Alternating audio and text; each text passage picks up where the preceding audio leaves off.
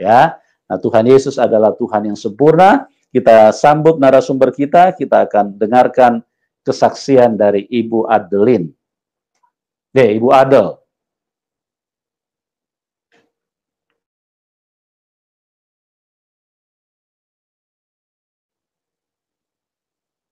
Iya, selamat malam.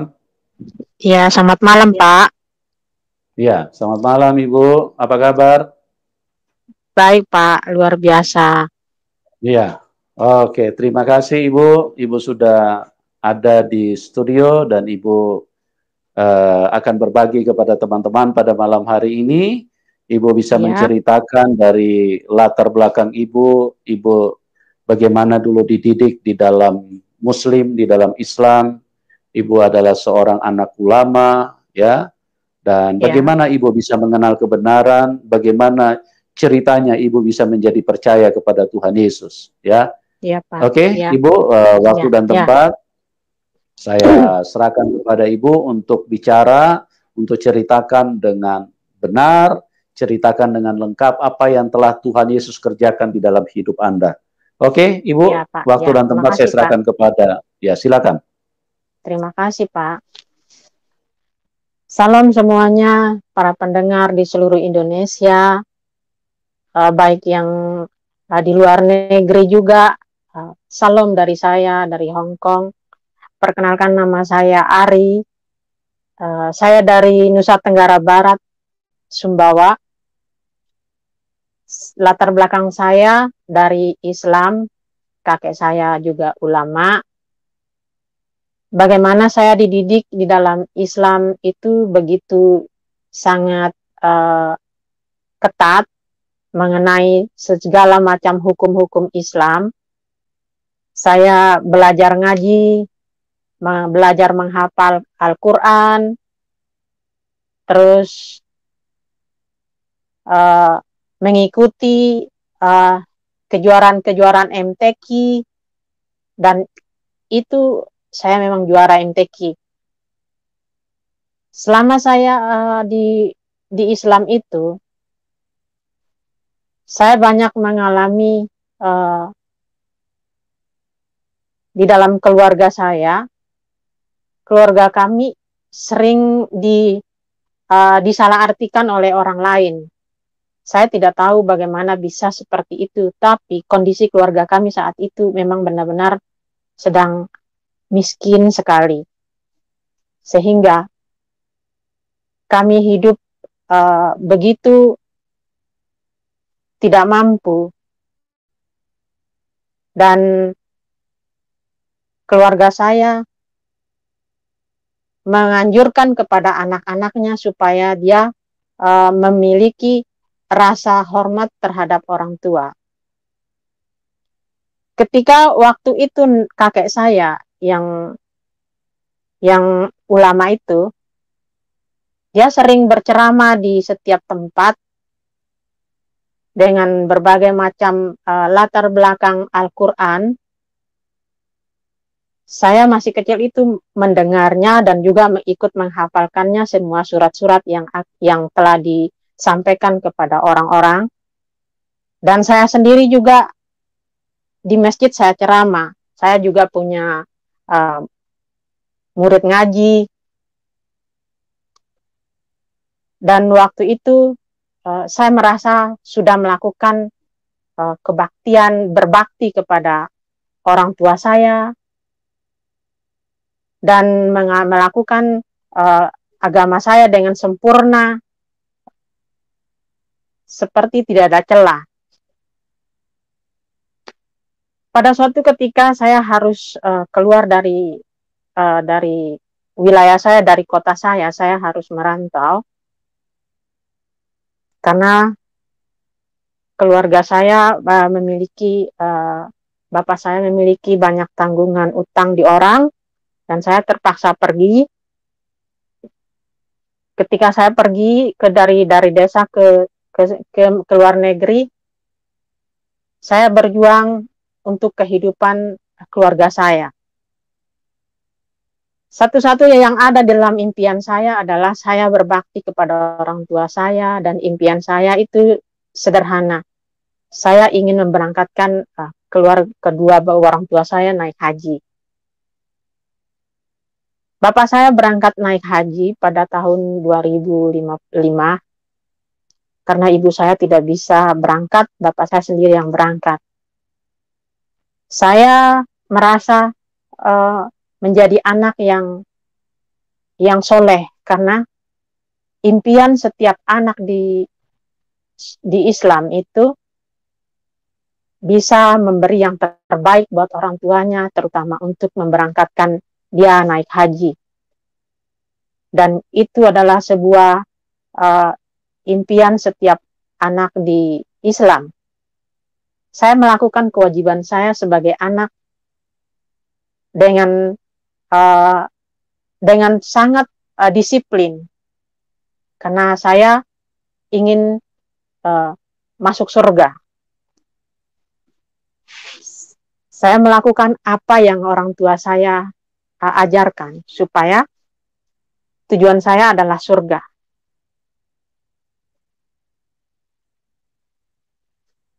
Tapi setelah semuanya saya lakukan, saya tidak merasakan sukacita. Saya tetap mengalami kehampaan. Di dalam kehampaan saya itu, saya bertanya pada diri saya sendiri. Saya sering puasa doa, terus sholat 5 waktu, puasa Senin Kemis. Setiap doa-doa yang saya panjatkan, tidak ada satupun yang jadi nyata. Malah justru kondisi saya semakin terpuruk. Karena mungkin saya merasa berkelimpahan, tetapi di dalam jiwa saya itu adalah kering kerontang. Saya tidak menemukan kedamaian. Dan itu menjadi dilema buat saya. Saya bertanya pada diri saya, apa sebenarnya yang saya inginkan. Pada suatu ketika, saya berangkat, saya merantau lagi.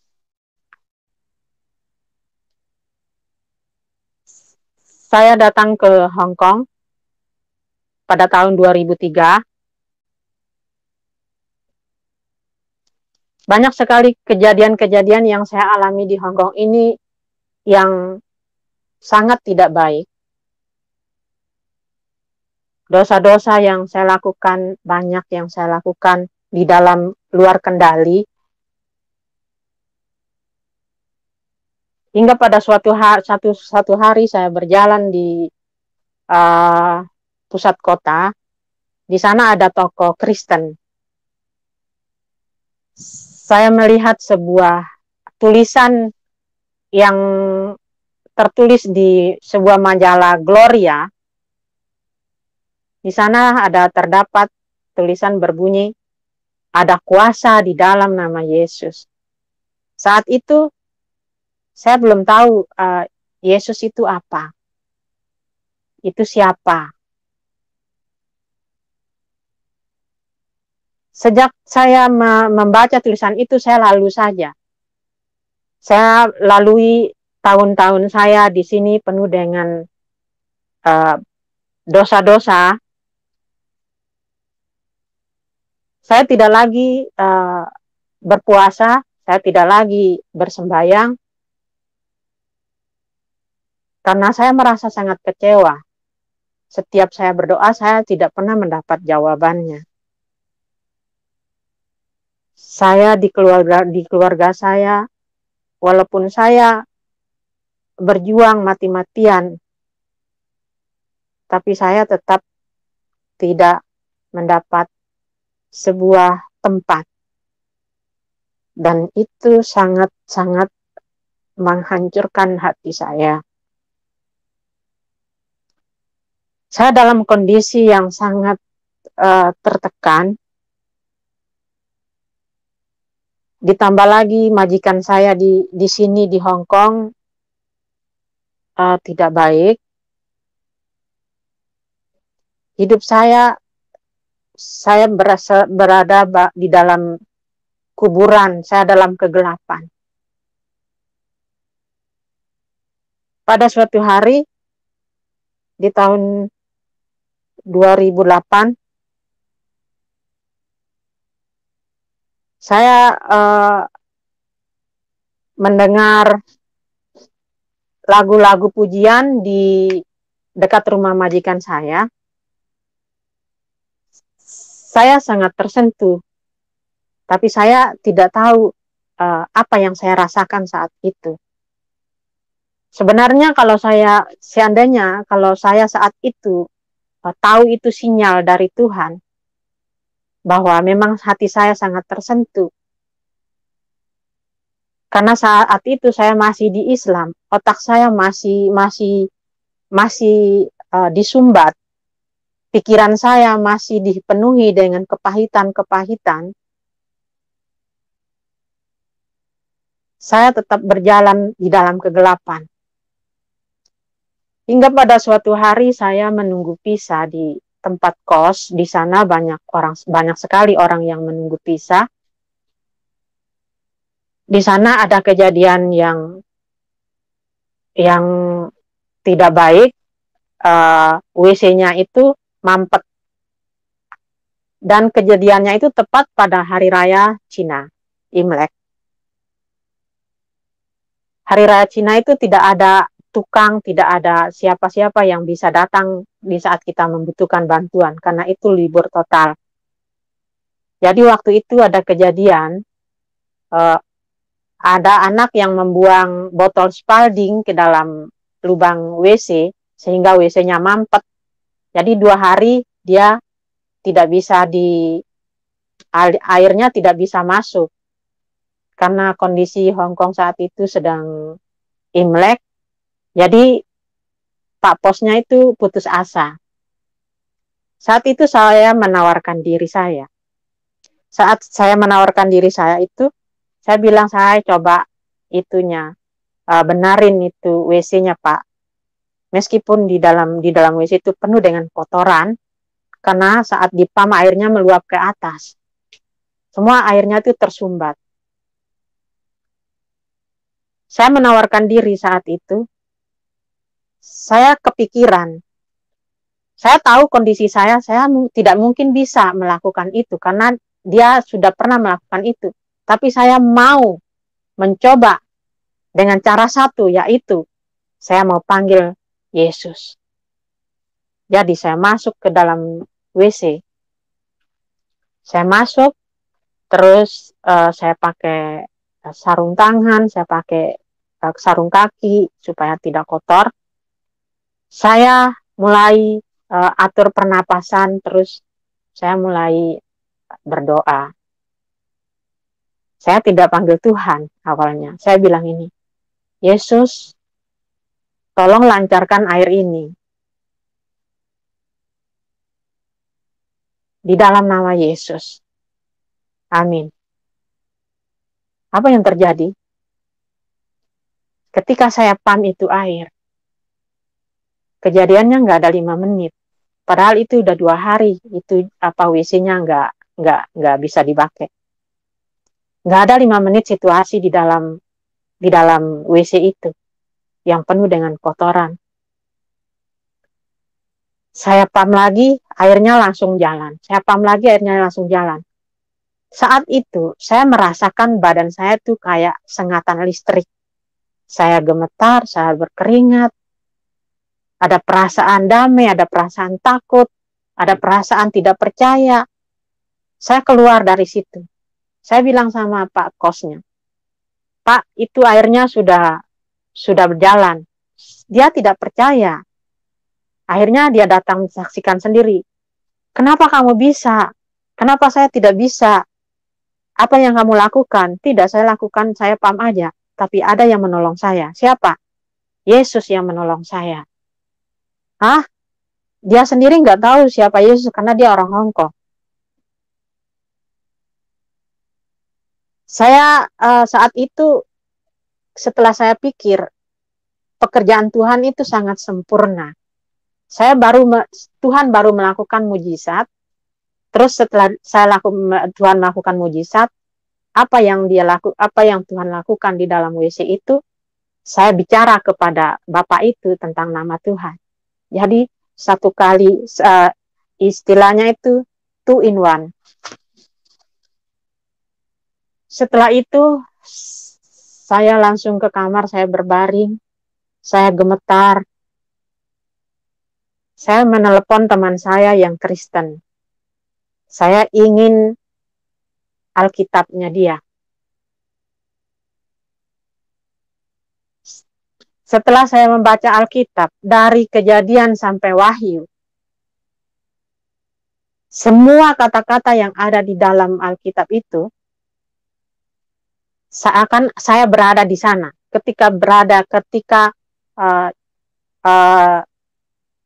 Nuh berada di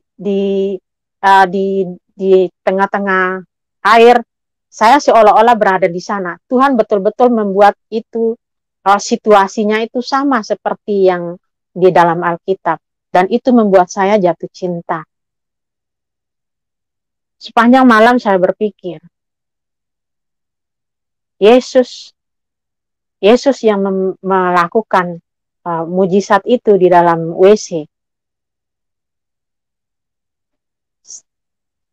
Dia yang mau datang ke tempat seperti tempat WC itu, sedangkan saya di Islam, kalau mau menghadap Allah saya harus bersih dulu. Saya harus wudhu dalam keadaan bersih. Saya sudah melakukan sholat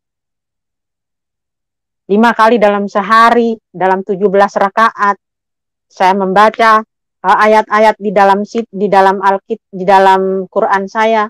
Saya meminta Tuhan menunjukkan saya jalan yang lurus. Di dalam Al-Fatihah itu, Ihdinas siratal mustaqim, di situ dia bilang, tunjukkanlah saya jalan yang lurus. Sepanjang hari saya sembahyang, saya meminta ditunjukkan jalan yang lurus. Tapi jalan yang mana yang ditunjukkan? Tapi tidak ada satupun jawaban.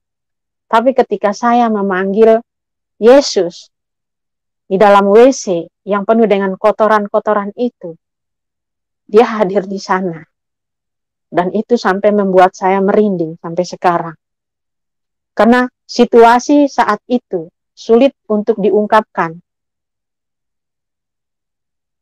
Setelah kita merasakan sendiri bagaimana kehadiran Tuhan di dalam hidup kita, kita baru bisa tahu bagaimana kita tidak bisa berkata bahwa kehadirannya seperti ini, tapi masing-masing orang mengalami seperti yang Tuhan inginkan. Di dalam perenungan saya, Tuhan menjumpai saya di dalam WC yang kotor itu, karena kehidupan saya memang sangat kotor. Tuhan mau datang ke tempat itu. Contohnya seperti Tuhan bilang seperti ini. Hei, aku bisa datang kapan saja di saat engkau membutuhkan aku. Itu kata Tuhan, itu kata Alkitab. Dan itu nyata. Selama 2 tahun setelah saya mengenal Tuhan, 2 tahun itu benar-benar saya dileburkan. Ego saya, kemarahan saya, kepahitan saya, kedunguan saya, kebodohan saya, dihancur leburkan oleh Tuhan. Otak saya seolah-olah dicuci. Paradigma saya terbuka, yang dulu saya sangat membenci Kristen. Bahkan ketika ada guru yang datang belajar di tempat saya, guru Kristen, saya mengajak teman-teman saya untuk melempar rumahnya. Karena itu yang diajarkan oleh orang tua. Kita diajarkan untuk tidak sama sekali berkata ya terhadap dengan orang Kristen.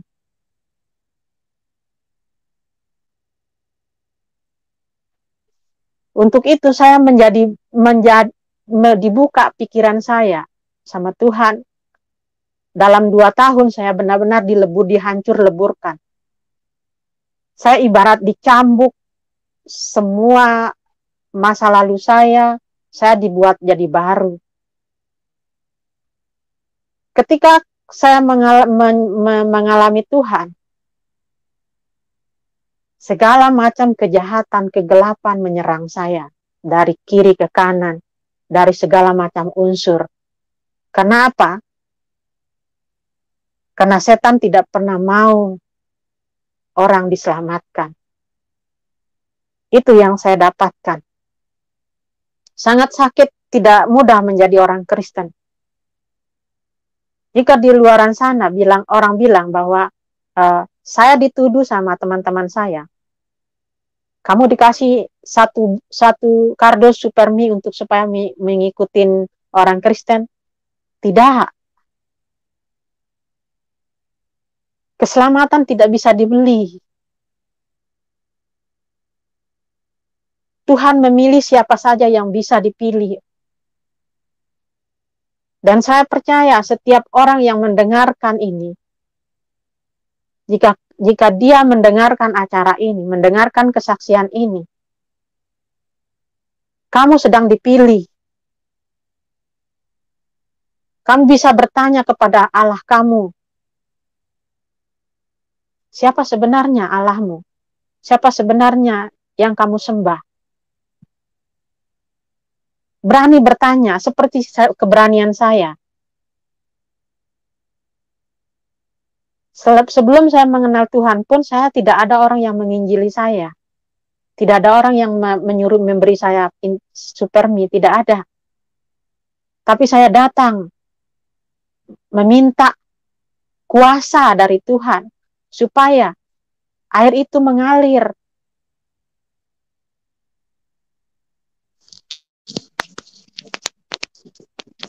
Memikul salib memang sangat berat karena saya harus menyangkal diri saya. Keluarga saya harus mengeluarkan saya dari kehidupan, dari keluarga, dari tatanan keluarga saya dihilangkan. Kamu tidak akan mendapat tempat lagi di dalam keluarga. Seandainya kata-kata itu keluar di saat saya menjadi Islam, saya pasti akan stres. Tapi kata-kata itu keluar di saat saya menjadi Kristen dan percaya kepada Tuhan Yesus. Saya siap.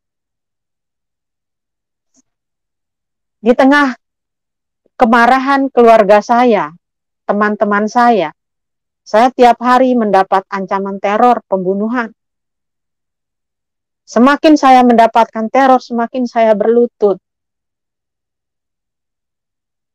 Semakin saya mendapat teror, semakin saya berlutut. Semakin orang memanggil saya anjing, saya semakin berlutut. Bukan kenyamanan yang saya rasakan, tapi malah majikan saya juga semakin parah. Saya seolah berada di dalam genggaman orang, semakin saya diperas. Tapi karena cinta saya kepada Tuhan, saya tetap bertahan. Saya tidak mau.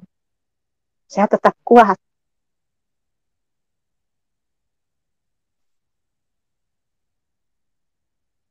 Saya memilih untuk pulang memberitahu keluarga saya siap mati saat itu. Ketika saya pulang dari Jakarta, saya sudah mendapat tantangan. Saya tidak bisa lagi masuk ke dalam pesawat karena saya dicegat oleh petugas Garuda. Saya tidak boleh masuk karena saya bawa tas isinya roti. Dia bersikuku supaya saya dibawa ke satu tempat yang jauh dari situ. Saya tahu triknya, dia minta uang. Tapi saya tetap tidak mau. 2018, saya ingat betul. Ketika saya sedang rame dengan petugas di pintu pesawat, saya tidak pernah mengenal gubernur saya, gubernur NTB, TGB. Saya tidak pernah mengenal beliau. Karena rame di depan mulut pesawat itu. Orang banyak antri, nggak bisa lewat. Gubernur saya bilang, tas dia taruh di tempat saya. Ini cara Tuhan. Janji Tuhan digenapi. bahwa ketika saya di Hong Kong mau pulang ke Indonesia, saya siap apapun yang terjadi. Teman-teman gereja saya di Hong Kong mendoakan saya supaya saya tetap di dalam lindungan Tuhan. Menopang saya dalam doa. Dan saya dikuatkan ketika saya berjalan, Tuhan lebih dulu mendahului saya. Dan itu terjadi. Di saat saya dicegat di mulut pesawat, gubernur orang nomor 1 di NTB itu yang menolong saya. Siapa saya? Saya hanya debu. Saya tahu bahwa gubernur saya itu setelah saya sampai di NTB, setelah saya pisah dari bandara, saya tahu itu gubernur.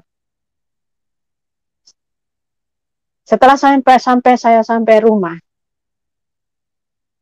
orang-orang di rumah saya mengubah caranya, tidak lagi dengan kekerasan, tapi dengan santet, dengan perdukunan. 2 minggu saya di rumah, selama 2 minggu itu saya mencret, saya makan kangkung, keluar kangkung, saya makan toge, keluar toge. Tuhan betul-betul tidak menempatkan kegelapan, keburukan yang ingin ditanamkan orang di dalam diri saya itu menyatu dengan tubuh saya. Saya hanya bisa makan kelapa muda, karena kelapa muda saya yang petik.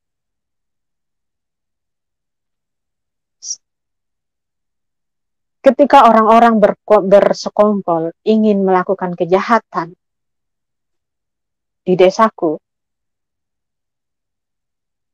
saya tetap berlutut, saya masuk kamar. Tuhan, jadilah kehendak-Mu. Apa yang terjadi? Saya diberi karunia oleh Tuhan untuk menyembuhkan orang yang lumpuh. Dia lumpuh sampai selama 5 tahun. Ini pisah tangannya dari ininya pisah. Saya pegang ininya berpisah antara ininya dengan ini. Saya pegang ini pisah. Karena dia udah nggak berfungsi tangannya. Saya mendoakan dia. Saya bilang ke dia, saya akan mendoakan kamu dengan cara saya. Jika memang doa ini membuat kamu merasa diberkati, kamu bisa aminkan. Orang ketika dia dalam sekarat, dia akan setuju. Dan dia menatap saya dengan berlinang air mata. Dia sampai bisa jalan. Besok paginya, saya melihat dia berjalan di lapangan. Saya tidak berbicara kepada siapapun. Tapi Tuhan berbicara kepada saya. Itu adalah buah. Saat itu saya belum paham. Saya berusaha untuk memendam semua kebahagiaan yang diberikan Tuhan kepada saya di dalam kesulitan. Di sisi lain, perdukunan tetap berjalan. Bahkan itu dukun sendiri datang berhadapan langsung dengan saya. Tapi dia ilmunya tidak berfungsi. Saya tetap seperti biasa, tapi Tuhan mengelilingi saya percaya itu. Karena apa? Setiap malam saya melihat kilat-kilat di sekitar rumah saya. Bahkan atap saya seakan roboh, tumpah pasir banyak sekali. Padahal itu tidak ada pasir, tapi itu bunyi yang gelundung-gelundung di atap saya itu peperangan. Sampai ibu saya bilang saya seperti ini, ketika semua suara-suara itu berbunyi. Masya Allah. Aku bilang sama ibu saya, tenang Bu, itu setan-setan pada bergelimpangan. Tuhan sedang berperang. Sampai detik saya kembali ke Hong Kong di dalam di dalam perjalanan menuju pelabuhan, saya masih tetap diserang. Bahkan sampai saya naik pesawat, saya masih tetap diserang. Itulah cara Tuhan. Memikul salib memang tidak mudah, tapi itu adalah kekuatan dari Tuhan untuk bisa melewati semuanya.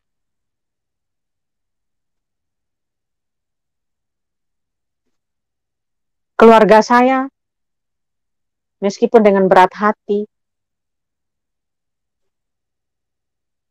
dia mengakui di dalam hatinya bahwa ada perubahan di dalam diri saya. 2018, pada waktu gempa di Lombok, itu adalah kesempatan terbaik saya. Meskipun rumah saya hancur-hancuran, tapi saya sukacita. Kenapa? Keluarga saya yang dulunya kita tidak akur, dia tidak mau menyapa saya karena saya Kristen, saya menghubungi mereka dan mereka membuka pintu kembali. Saya mengirimkan firman-firman Tuhan untuk menguatkan mereka. Seperti firman Tuhan berkata, satu orang yang diselamatkan, maka seisi rumah akan diselamatkan. Saya percaya waktu Tuhan akan mengubah semuanya dengan cara Tuhan.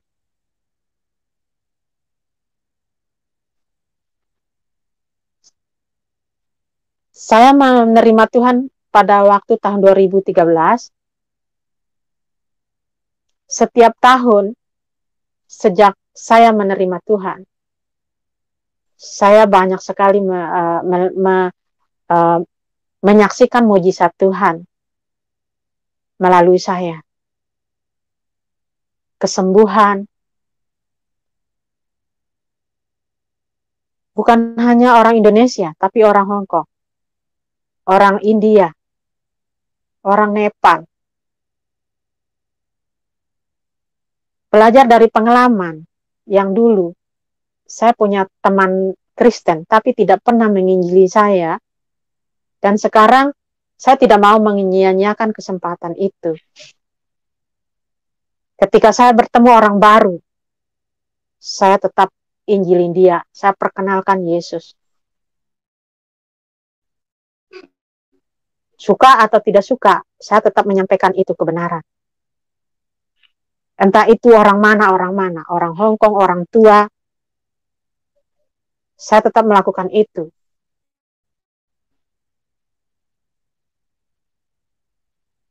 Mujizat yang Tuhan lakukan, saya kemarin menyembuhkan majikan saya yang sebelah badannya lumpuh. Sebenarnya dia udah 2 minggu, dia udah berhari-hari ke dokter, tidak ada kemajuan. Saya menunggu perintah dari Tuhan supaya saya datang menumpah tangan kepada dia. Saya menunggu dari Tuhan ngomong. Ketika Tuhan bicara, kamu tumpang tangan untuk dia. Saya tumpang tangan untuk majikan saya, dia sembuh. Dan majikan saya mengalami kesembuhan sampai saat ini.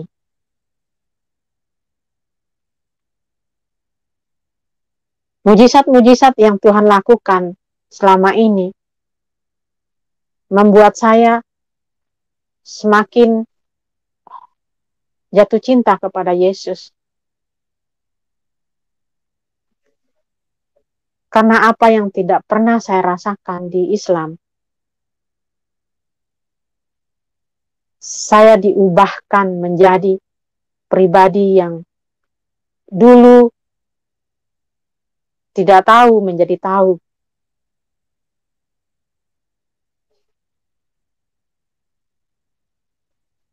Dan puji Tuhan, keluarga saya sekarang, meskipun tidak secara langsung, mereka percaya. tapi mereka bisa menerima saya. Namun yang tidak bisa menerima saya itu orang-orang di sekitar saya, orang-orang, teman-teman saya. Tapi saya percaya suatu saat pada waktunya Tuhan, orang-orang yang menerima firman Tuhan, yang pernah mendengar tentang firman Tuhan, dia akan bertemu dengan Tuhan secara pribadi, dengan cara waktunya Tuhan. Kiranya dengan kesaksian saya ini bisa memberkati teman-teman yang sedang mengalami berbagai macam konflik dalam hidup. Satu pesan saya, jika engkau berada di dalam kehampaan, mencari saat ini, tanyakanlah pada dirimu sendiri dan beranilah bertanya, siapa Yesus? Sebab Yesus masih menunggu untuk memberikan mujizatnya kepada orang yang berani bertanya. Demikian kesaksian saya. Kiranya Tuhan Yesus memberkati. Saya kembalikan kepada Bapak Pendeta Yusuf. Ya. Terima kasih, Pak. Ya, terima kasih Ibu Ari. Tuhan Yesus dahsyat. Tuhan Yesus memberkati Ibu.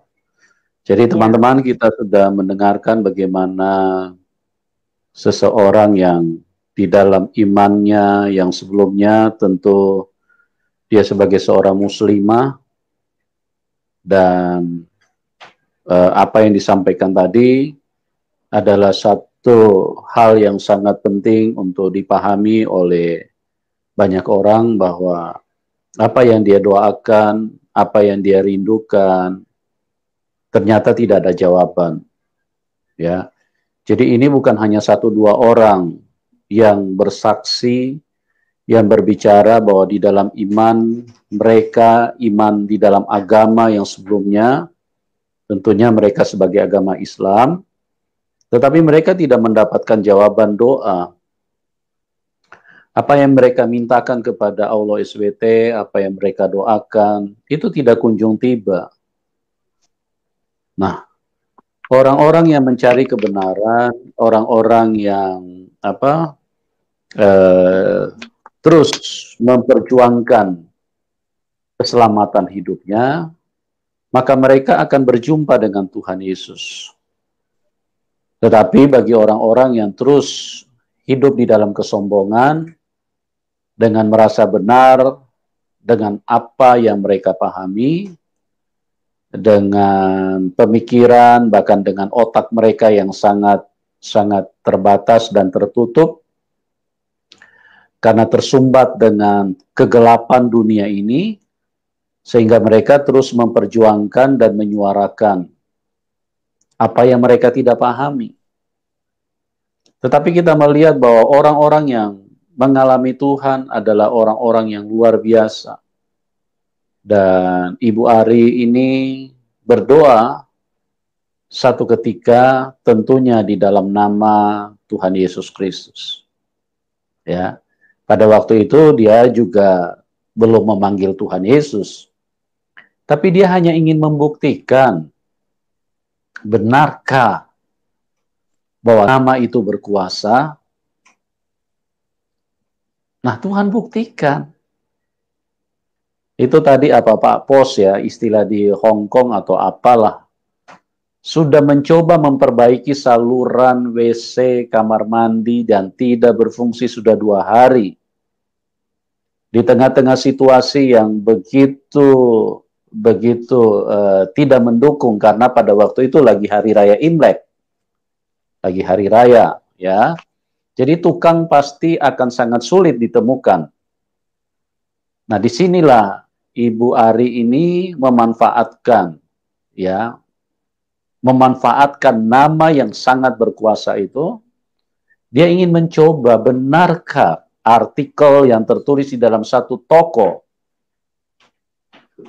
Apakah benarkah nama itu? Atau itu hanya nama, atau hanya huruf-huruf yang dipajang di dalam sebuah toko? Nah, ibu ini membuktikannya. Dan memang nama itu terbukti. Nama itu nama yang sempurna. Nama itu adalah firman. Firman yang menciptakan dunia. Dia sangat paham betul. Nah, di sini lagi satu hal yang kita bisa lihat bagaimana Ibu Ari ini di dalam imannya yang sebelumnya, tentu di dalam agama Islam yang sebelumnya, ya, dia merasa bahwa kalau berdoa dengan Tuhan itu harus berwudu, bercuci-cuci badan dulu. Apalagi ini dengan masuk ke dalam toilet, ke dalam WC, terus kemudian memanggil Tuhan. Disinilah kita melihat bahwa Tuhan Yesus itu Tuhan yang benar, ya. Tuhan Yesus tidak pernah pilih-pilih tempat. Setiap orang di dalam kebutuhan, di dalam keterjepitan, di dalam kondisi yang begitu sulit, panggil nama itu.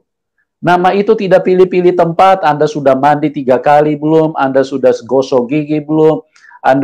Itu hanya urusan hal-hal lahiriah, urusan duniawi, itu tidak penting.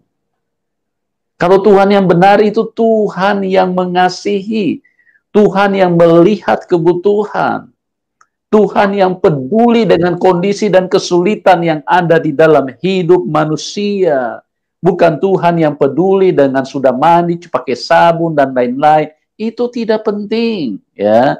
Itu hanya Tuhan yang dihalusinasikan. Itu hanya Tuhan yang yang tidak jelas. Tuhan yang tidak akan pernah bisa menjadi nyata di dalam hidupmu. Karena itu halusinasi. Ya, itu Tuhan huruf-huruf namanya. Hanya ditulis di dalam buku tapi tidak pernah terbukti. Nah, teman-teman, kita sudah dengar, kapan giliran Anda? Buktikan nama itu. Panggil nama Tuhan Yesus. Kalau Anda belum bersedia mengatakan dia Tuhan, tidak masalah. Panggil nama itu.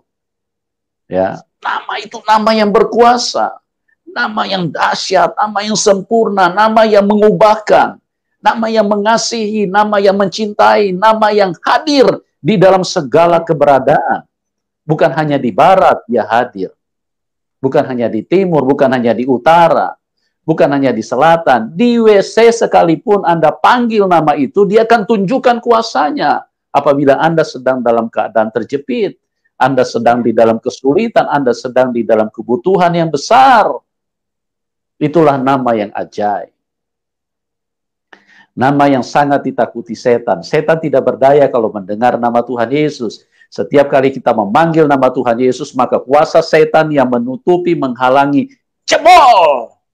Karena dia Tuhan yang berkuasa. Oke teman-teman, ya, jangan berlambat-lambatan. Ini bukan supaya orang Kristen bertambah banyak, bukan. Ya, tidak penting. Anda tidak penting untuk Anda ikut menjadi beragama Kristen, bukan itu yang kami mengasihi Anda, saudaraku, kami mengasihi kalian. Supaya kalian itu bisa berjumpa dengan Tuhan yang benar, mengalami kuasanya. Jangan berlambat-lambatan, panggil nama itu. Anda yang sakit, panggil nama itu. Anda yang tertutup jalan, panggil nama itu. Nama yang sangat berkuasa. Anda yang di dalam kebutuhan yang besar, panggil nama itu. Anda bisa buktikan. Ya, dan nama itu bukan hanya untuk satu agama. Ya, kalau Tuhan hanya untuk satu agama, itu bukan Tuhan, teman-teman. Bukan Tuhan. Dia Tuhan semua umat manusia, dia cinta, dia sayang Anda semuanya. Ya. Bukan hanya untuk orang Kristen, bukan hanya untuk orang Kristen, untuk Anda ateis, Anda kafir, Anda PKI, Anda apapun. Panggil nama itu, nama yang sangat berkuasa. Jangan kemana-mana, apalagi di tengah-tengah pandemi COVID yang menghantam, meluluhlantakkan seluruh dunia, yang membuat manusia ketakutan, maut. Panggil nama itu. Nama yang sangat berkuasa.